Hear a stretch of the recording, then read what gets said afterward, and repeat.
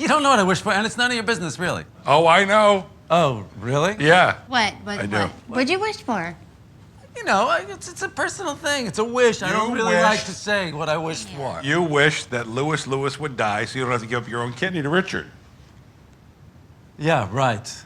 That's what it was. Yeah. Yeah, No, it trust wasn't. me. Oh, yes. Oh, who would do something like that? You. Huh? You. That's who. You. You think I would wish for somebody who's in a coma, who's practically a vegetable to die just so I wouldn't have to give up my own kidney?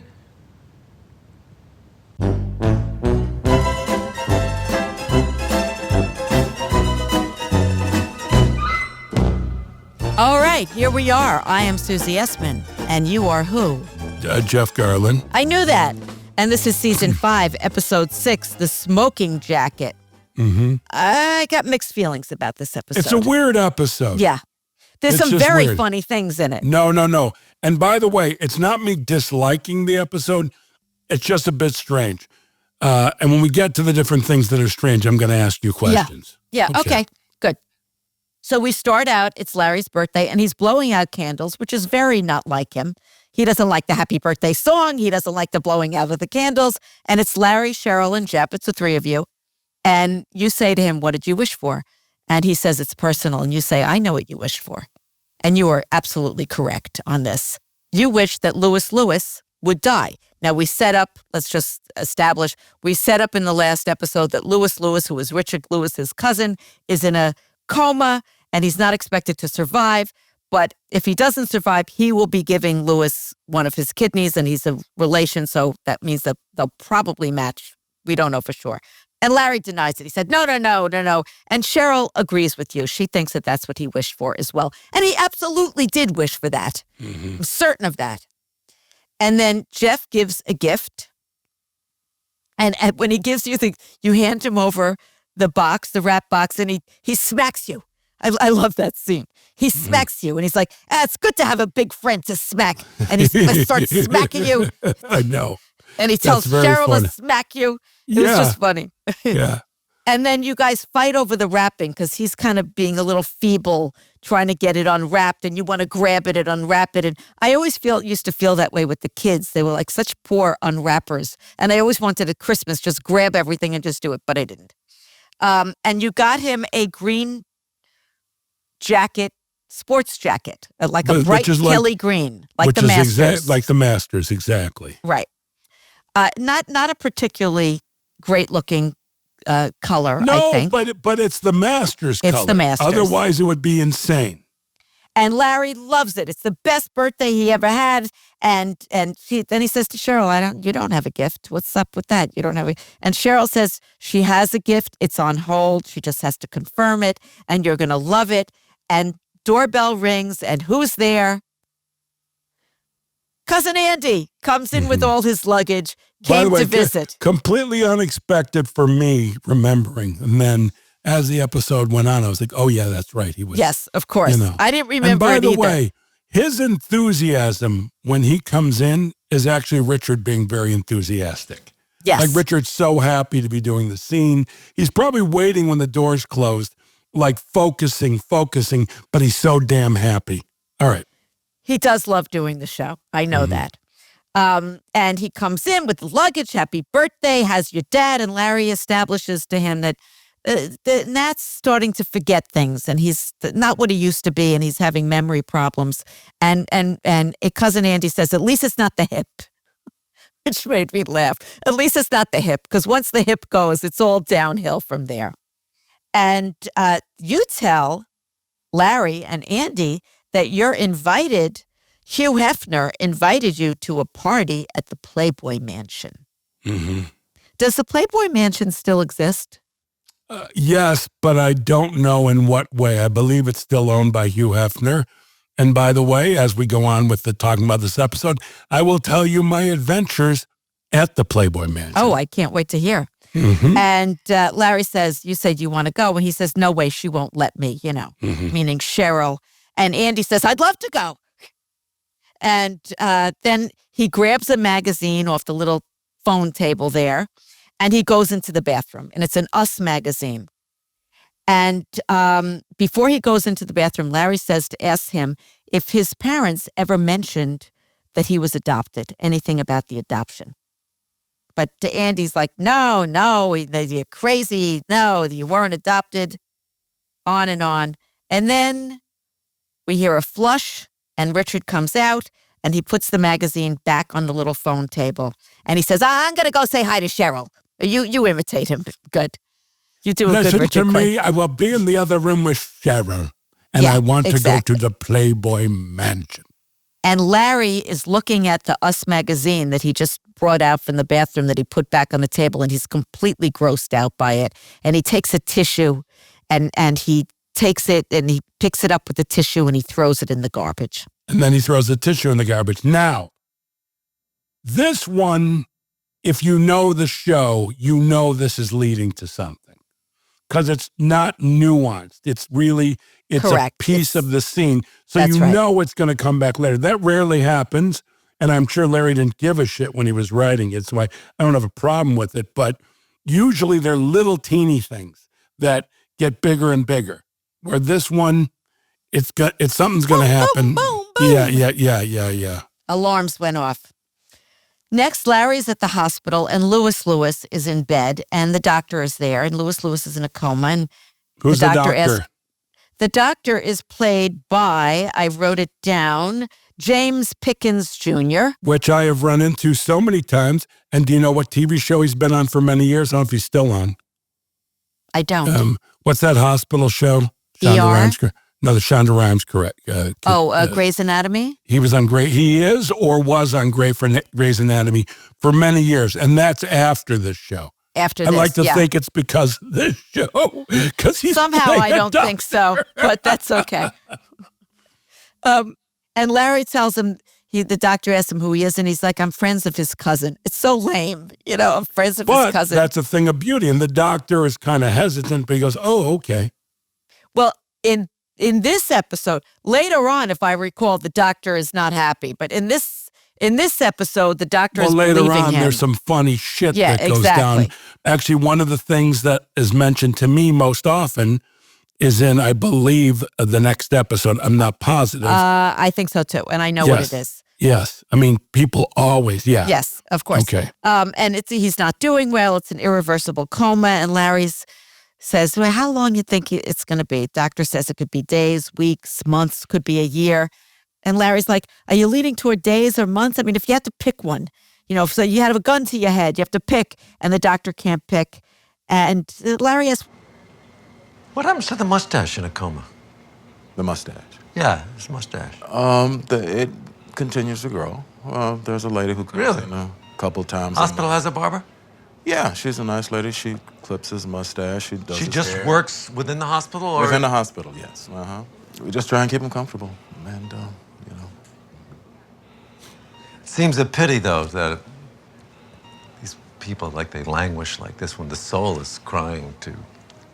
Yeah, I guess you could look at it that way. But And he's got all these organs he could be donating. You know what I mean? what happens to the mustache in the coma? And it continues to grow, and there's a nurse who comes and clips it. And Larry You know who's says, playing Lewis? no, I don't. He was in an improv group with Fred Willard, and I cannot remember the name. They were out of the committee. No, not the committee. The committee was Del Close. But he's in an improv group. He was the guy in the 70s who his whole shtick was, you can call me Ray. Oh, or was you that can him? call me. Okay, I That's know. him. Yeah, I forget yeah. the gentleman's name. Well, he but does yes. a great coma. And he He's passed away recently, actually. He's terrific in a coma. Well, by the way, he is. He's a great look. Yeah, I'm he's glad a great we hired look him. for Lewis. And Larry says, it seems a pity that he's languishing here when the soul is trying to, as though Larry gives a shit about his soul. And he could be donating his organs, and then the doctor leaves. And Larry somehow is fussing with the cord, with the what are they called? The tubes. Mm-hmm. And all of a sudden you see the curtain from the next door person pull open, and there's a kid sitting there. That is, I wrote this down, Gary Rosenmeyer, who's actually been in a lot. He's done a lot. Well, by the way, I also want to say he's really good from the get-go, but his performance grows and grows and grows during the episode. It does. And watching him, I was thinking, we've had a lot of We saw it in the Larry David Sandwich episode, that kid who catches Larry, spilling the coffee, how great he was. And Anton Lesser. We've had a lot of kids who are really terrific. And by the way, in those moments, he reminds me of W.C. Fields. Oh, really? Yep. That's funny. Yep. Bob Whitey used to tell Larry all the time that he reminded him of W.C. Fields. Bob Whitey, one of our directors. Would tell that Larry reminded. Yes, he would tell Larry this to Larry, but I concur. But especially when he's with kids. And he says, the kid says, his name is Wilson, and the kid says, I heard your conversation. So what, you want this guy dead or something? Listen, that's a very serious thing you're saying. You're practically calling me a murderer, okay? I'm not pulling any plug. So come on, enough of that. Okay. Yeah. I'm willing to overlook this whole thing. Oh, are you? Boy, that's very nice of you. Thank you. I appreciate that. If Yeah. you grant my wish that the Make-A-Wish Foundation turned down. You'll forget about this. You agree? What was this wish that they wouldn't grant? I want to see a naked woman. You want to see a naked woman? Mm-hmm. That's your wish? Mm-hmm. They wouldn't grant that wish? Of course not. Imagine going through your whole life without seeing a naked woman. Hey, I almost did. You pulled that plug, I could tell, and Larry denies it. And he's like, you want that guy dead. And the kid says, I'm willing to overlook all of this if you grant me my Make-A-Wish Foundation that they turned down. So the Make-A-Wish Foundation turned him down. And Larry says, what was the wish? And he said, I want to see a naked woman. Imagine going through your whole when I was life. a kid, I always referred to them as naked ladies. Naked ladies. Naked ladies, never naked woman, naked ladies. And he says, imagine going through your whole life without seeing a naked woman. And Larry says, I almost did. Yeah, I know, which is awesome. So he says, well, I can't really help you. But the kid says, I sneak out all the time. So whatever, that's established. Next, we're home. And Cheryl has a package that arrived for Andy, for cousin Andy. And it turns out it's from Nat, and it's his smoking jacket. And Larry believes that was a birthday gift for Larry because Nat always promised Larry he could have the smoking jacket, and he's confused and he's got dementia and he doesn't know what he was doing. By the way, we do discover later on by Nat's reaction that Larry was right. Yes. But Larry sets up that when they were younger, they would always give Andy a gift too on his birthday so they wouldn't feel left out. And he ends up having a big fight with Andy about this. He didn't send me anything for my birthday. You can't accept the fact that he sent me a gift. Promised me this jacket. Who did? My father. Oh, Larry, you're unbelievable. You can't accept the fact that your father sent me a lovely gift. Because why? He has no reason to send it to you. It's my birthday. Because he happens to He's love me. confused. And Andy, you can't accept the fact that he gave me a gift. And Cheryl suddenly cuts in and says, have you seen my Us magazine? Larry tells her he threw it out, and Cheryl's very upset because she had written an important phone number down on the magazine. And Larry's like, well, he took it to the bathroom and contaminated it. And then he goes back to the fight with Andy. He promised me the jacket, and they get into a big fight. This is my jacket. This is my jacket. This is my jacket. A lovely scene. And then Larry and Jeff and Oscar are taking a walk. Oscar, our dog. And Larry complains about the jacket. And then you ask Larry if he's going to the Playboy Mansion. He says he can't. He's in the doghouse. And then it's established that if you're in the doghouse already, you might as well get your money's worth. You might as well have the double transgression theory. Yeah. Which I think is a great theory. By the way, I'm going to tell you the truth. This took only a few takes to film.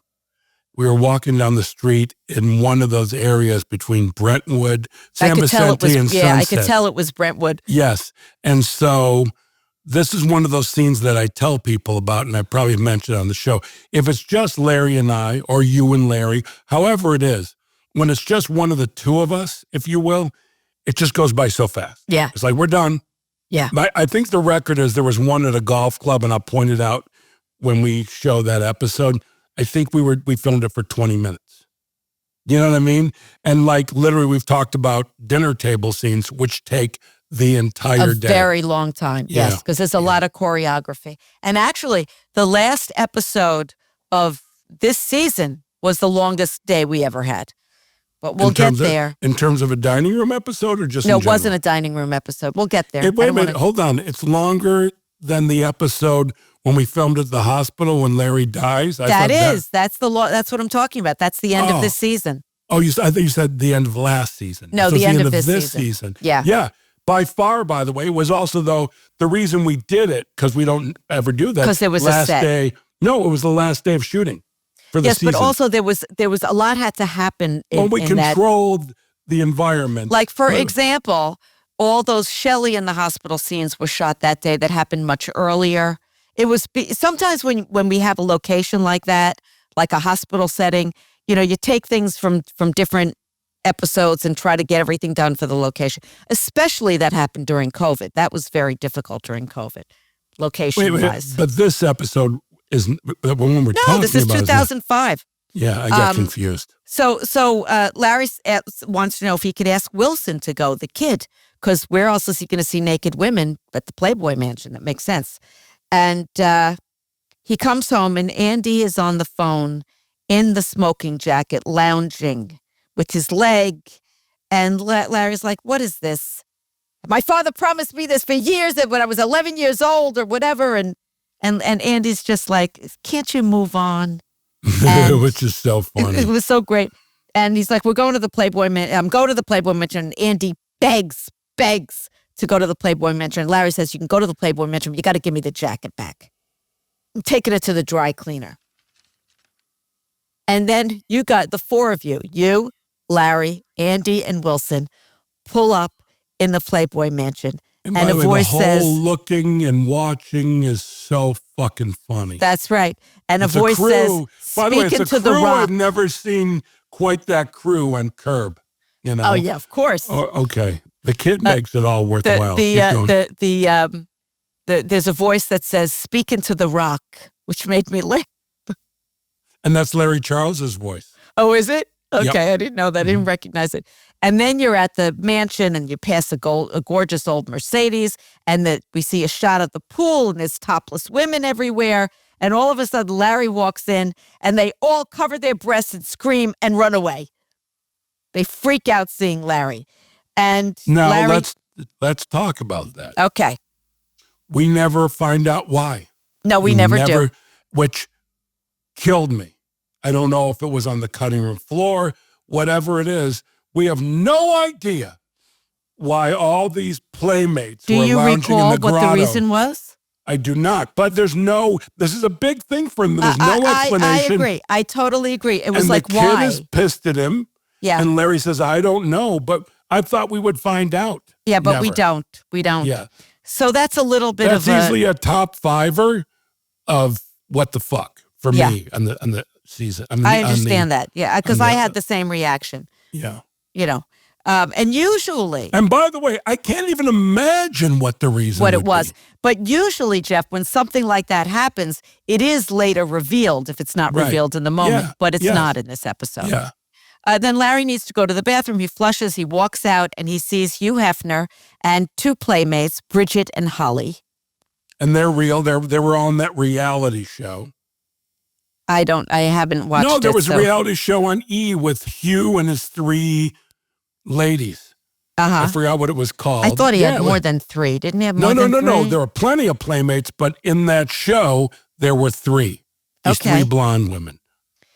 And Larry asks him, what's that animal running around? And Hugh tells him it's a flamingo.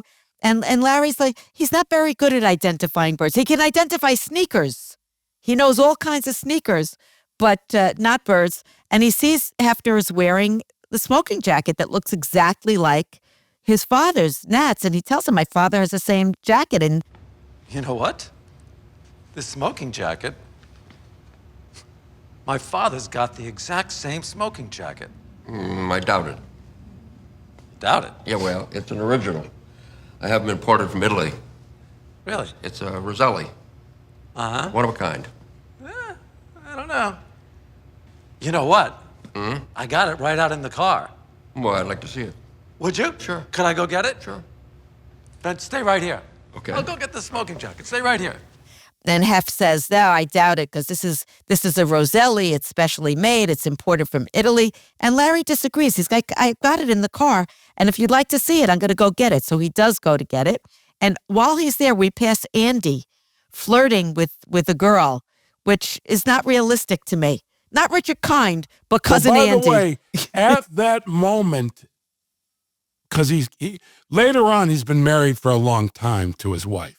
Yes. So at this point, we're not even mentioning a wife. Like he's single. The wife has cousin not been mentioned yet. Yeah, but at all. when it is, and Lisa, who plays his wife, is amazing. yes, but Cassie. when Arch. when she is entered into the show, it's as if they've been married for years. And by the way, I actually do believe, because it's funny, cousin Andy standing over a centerfold flirting. No, I believe he's flirting. It's later on. Well, anyway, we'll get to that. But even later on, I believe that. Keep going. Larry goes to the car to get the jacket, and Wilson is in the car sulking. You ruined my wish. They ran away from you, and we still don't find out why. And he's like, hand me the jacket, and he fights with the kid, and you know. We see him, hold on, with his wrestling, but then the next shot is we see him coming in.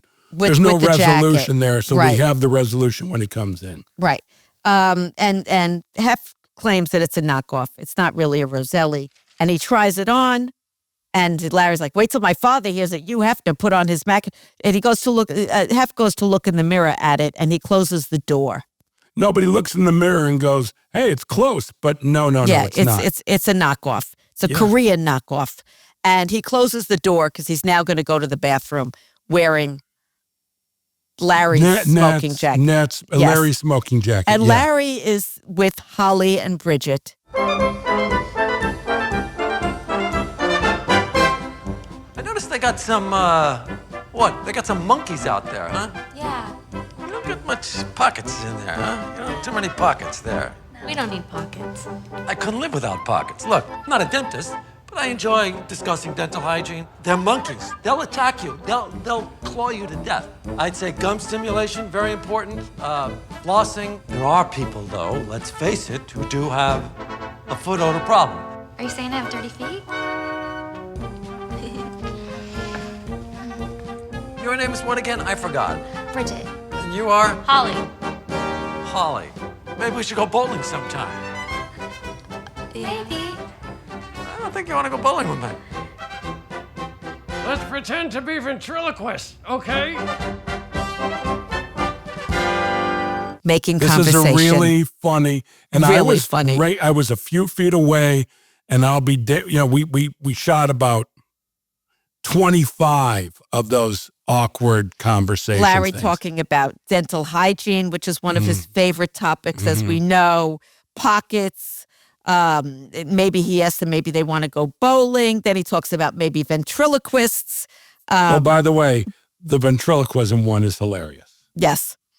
Well, ventriloquism is always hilarious. Yeah. And then finally we hear a flush, and Hefner comes out of the bathroom, and you see Larry is grossed out, and he hands Larry back Nat's jacket, where Hef's jacket is over the banister or something. It's hanging somewhere. No, it's over a chair. Over a chair, okay. And Larry switches them because he's grossed out that he went to the bathroom in Nat's jacket. Then we cut to Cheryl's, the Playboy Mansion, and she's all pissed off about it, as he knew she would be. And she's like, I got you a birthday present and blah, blah, blah, blah, blah. And the birthday present is that she got lunch and a round of golf with Gary Player. Mm-hmm. And Cheryl's very upset. By the way, I once was invited to the Playboy. I got two things to say because we just covered it. Yeah. I was invited to the Playboy Mansion once for a party, and Marla, Your wife. lovely ex-wife, my wife at the time, wanted to go. And I was like, the only way, in my head, I'm like, the only way I'm going is without her.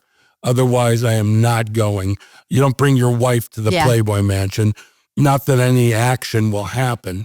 Now, the other side of the coin, when we were filming at the Playboy Mansion, we were told So Jeff, that it was really the Playboy Mansion.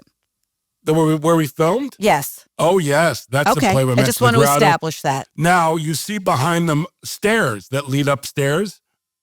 We were told, don't go anywhere except where we're filming, backyard, this.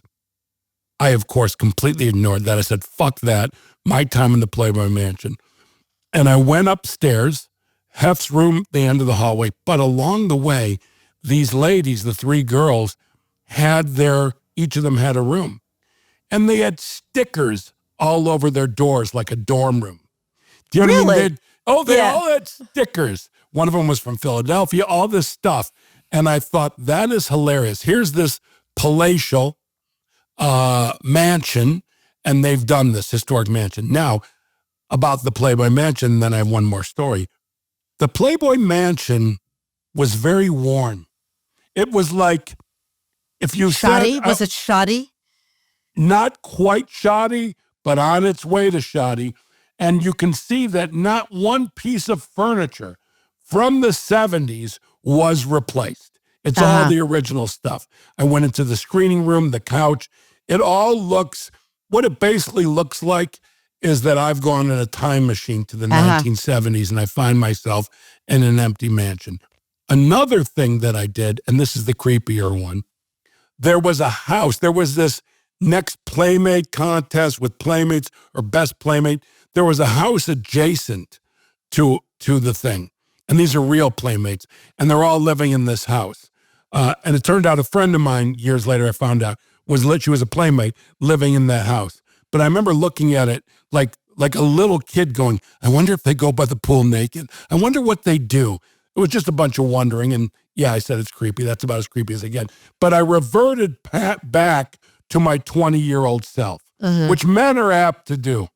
You know, women get mad at men for a myriad of things, either women who are distant and see something or women that are up close. Men are boys. You know, you hear that. But we really do revert in our minds to how we would react to something, especially in a situation like that. Now, for the record, I did not see any Playmates. I saw nothing. Then I wandered over to where I've always seen on TV and in pictures where the pinball machines were, Playboy pinball machines.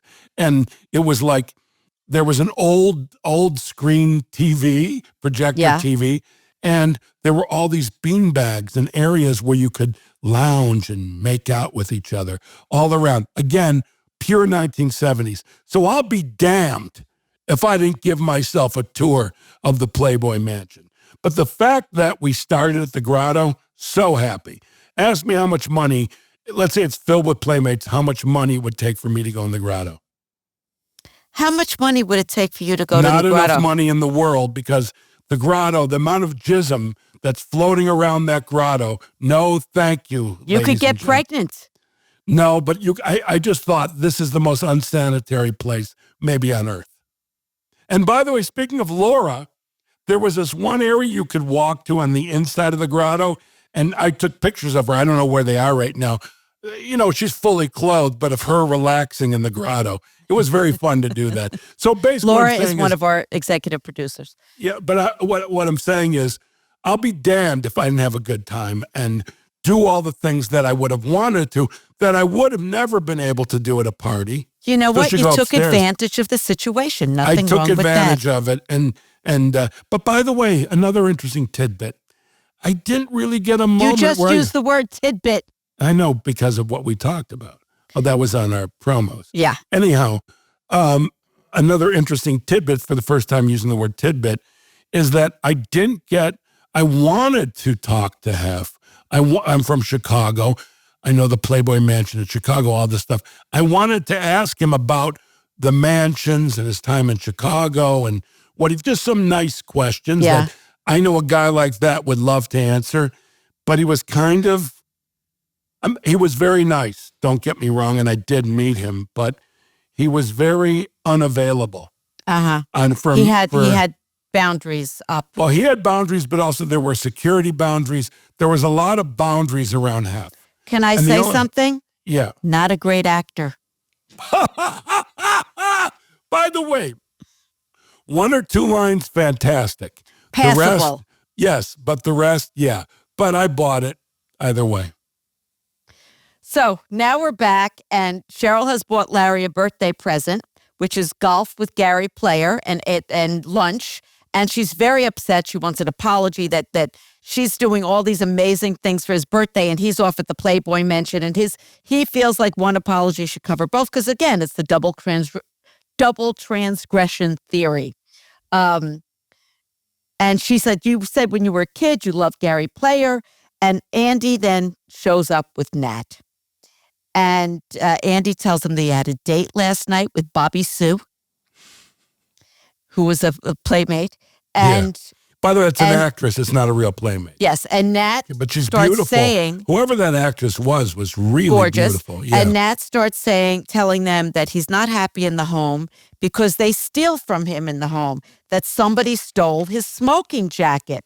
And Andy says, no, you sent it to me. And he's like, why would I send it to either of you? And you find out that shows that he sent it to, it was addressed to Andy, but he was sending it to Larry. But he's even taking it back from Larry, because he's like, why would I send it to either of you? And, Larry gets the jacket, and Larry gets the jacket, and Nat says, this is not my jacket. Mine is a Roselli. This is a knockoff. What the heck is this? This is not my smoking jacket. It's not. Well, I'm sorry. My jacket is a Roselli jacket. Take a look at this thing. Take a look at the seams here. It's a schmutter, man. It's not mine. This is a knockoff of my jacket. What?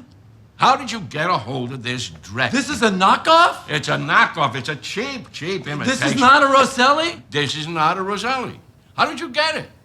Now, this jacket at this point is Hefner's jacket. It's Hefner's jacket, because of the pooping, Larry took Hefner's jacket. Exactly. He says, this is a cheap knockoff, is what he says. It's a cheap knockoff. And Larry says, don't worry about it. I'll get you your jacket back. Hef took it. And then Larry goes back to the mansion. And Hef comes down the stairs wearing the jacket, and Larry wants to switch. And there's a whole, this is a Roselli, that's a knockoff, this is a Roselli, all this back and forth. Till it gets to the point where I don't know whose jacket is who. And then Hefner leaves. And then... I think that premise is hilarious. Yes, it is. That Hugh's wearing the jacket. He sees Larry's and goes, oh, that's a knockoff. He tries it on. He hands Larry it back. Larry takes the real Hef jacket, and both his father and Nat says that's a knockoff. Yeah. So my feeling is they're both knockoffs. That's the Or maybe they're thing. both originals. Who knows? Was that a real thing? A Roselli smoking jacket? I could look it up on my I think my it's phone's- probably made up. But anyway. No, I don't think it is. Oh, yeah?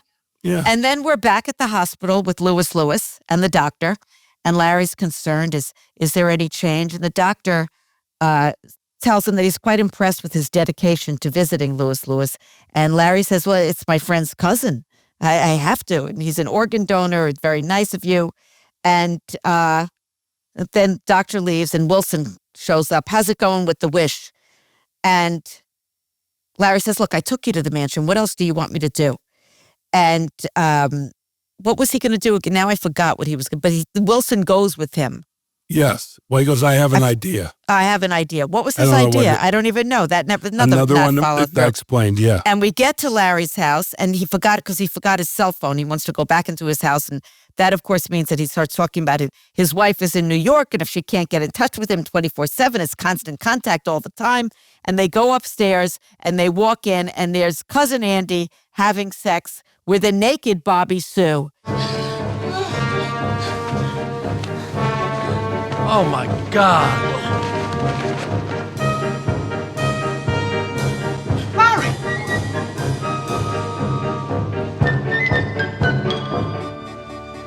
And she gets up, and Wilson gets his wish. And by the then way, we the look on his face is awesome. He's pure. Yes, he's pure joy. And then Wilson is back in the hospital. It seems to be with his mother and somebody who's from the Make-A-Wish Foundation. And they say, Wilson, have you thought about another wish? And Wilson's wish is that he wishes that he can have Hefner's smoking jacket, his Roselli smoking jacket. He wants Hefner's Roselli smoking jacket. And then we cut to, we're at Gary Player's house, and it is the real Gary Player. And Larry's wearing his green jacket. And Gary Player says, it looks exactly like the green jacket I have from the 1961 Masters where he beat Arnold Palmer. And he says to Larry, would you like to try the jacket on? So Larry takes his green jacket off, tries on the Masters jacket. Gary Player tries on Larry's jacket. Wow. cannot get over how similar this jacket is to that. You mind if I just go and have a look at this in the mirror? What? This is the one you beat Palmer in 61, right? Absolutely. Come on. Look at that. Hey, it fits you. Man. You'll have to excuse me a minute. It fits perfectly. And then Gary Player, wearing Larry's jacket, walks into the bathroom. Great closure. End great of episode. Closure. That was That's a great real, end of that episode. That was a real great runner and a great end. And Gary Player had a lot of enthusiasm. By Did the he? way, yeah, and he was available, and there were 3 playmates there. That's all I'm saying. What, 3 playmates at Gary Player's house? Yeah, You're I'm lying. making a joke. Of course I am. Well, that's it for episode 6, season 5. What's up next? Episode 7. And which one is that? Do you remember? I don't, is it the Seder maybe? I don't remember. No, it is. It is because my HBO Max thing or whatever went to the next episode, and it was Larry inviting a sex offender to a Seder and then I get in a lot of trouble for leaving and doing something at the Seder. Yeah, oh, yes, you do. Yeah. And we'll get to that next week. We'll see you next time. And thank you for listening, everybody.